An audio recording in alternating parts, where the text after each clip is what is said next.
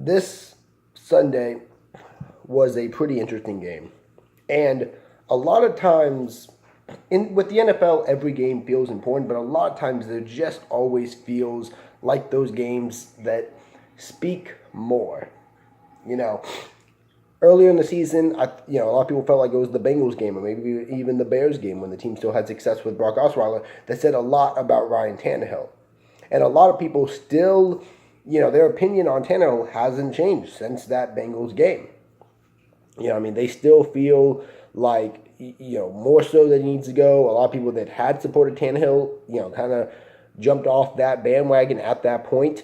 And this one feels like that game, and it's really the guy taking the most heat is Adam Gase.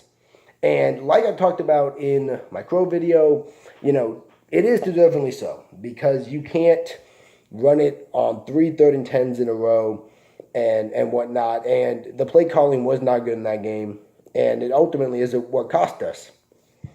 But I just have a weird feeling because while everyone will call for Adam Gase's head, and the talks have already begun of who should be our next coach, and does this team need to, rebuild and just blow everything up? It's one thing if Ross decided to just kind of let everybody go and start anew, because you are looking at a situation where you're probably going to need a new quarterback. And so at that point, then if you also feel like you need a new coach or a new general manager, why not get rid of all three at the same time? That's the only way I could kind of see myself getting down with a change like this, because there's something up. There's something, pardon my pun, fishy with the Dolphins. Because Adam Gase, an offensive-minded head coach, a guy who kept 4 quarterbacks to begin this year, and when asked why he kept so many quarterbacks, said, I'm a quarterback guy, was brought in as a quarterback guy, loves working with quarterbacks. We're supposed to believe that he doesn't want anybody but Tannehill. People always bring up Brock Osweiler, Jay Cutler. Those were backup options. Those were guys who were always brought in with the understanding that neither was the long-term option. Right? And Gase defends Tannehill, and he speaks highly of Tannehill, but the actions continue to show that he doesn't trust Tannehill. He doesn't. That is a clear, when you continue to have 1-yard dump-off passes, when you continue to run the ball in clutch situations and taking the ball out of the hands of your quarterback, you are telling everybody that you don't believe in that guy. Yet in the press conferences he does, yet that's what we're led to believe. Me personally, I think Adam Gase has always been told by Stephen Ross, by Mike Tannenbaum, to make Tannehill work. It's just what I believe.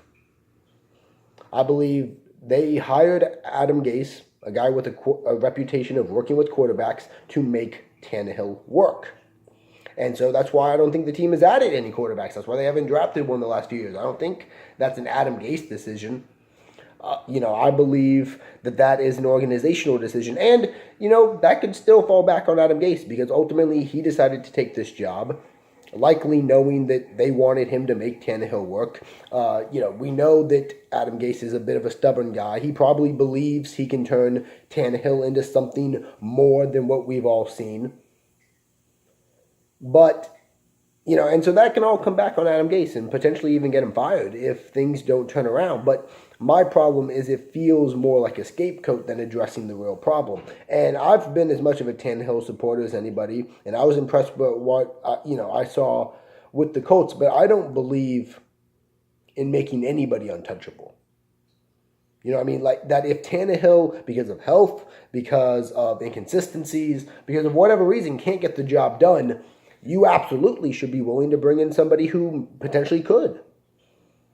And so, and that's just how I feel about it, because it just doesn't make sense that somebody like Adam Gase would have no interest in any of the quarterbacks in last year's draft, wouldn't have been interested in signing one in free agency.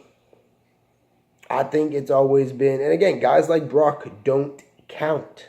Those aren't legitimate competitions. And to me, the facts speak for themselves. Gase doesn't think Tannehill is an elite quarterback, and that's a problem. And it's either a problem that means Adam Gase has to go, or it's a problem that means Ryan Tannehill has to go, and we give Gase another chance, and maybe it means everybody.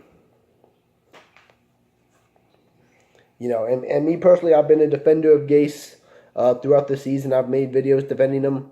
I would still like to see him come back next year as our head coach, and preferably with somebody new, and maybe get some insight into this.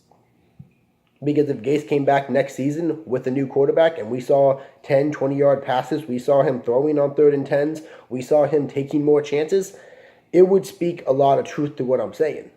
It would probably suggest, hey, Gase likes that guy a little bit more. So let me know what you guys think. Is Tannehill the problem? Is Gase the problem? Is it just the whole organization? But once again, we're 5-6. And it feels like we're leaning right towards another 7-9, 8-8 Dolphin season that the organization has just been stuck in for these past 15 years, and they got to find a way to get out of it.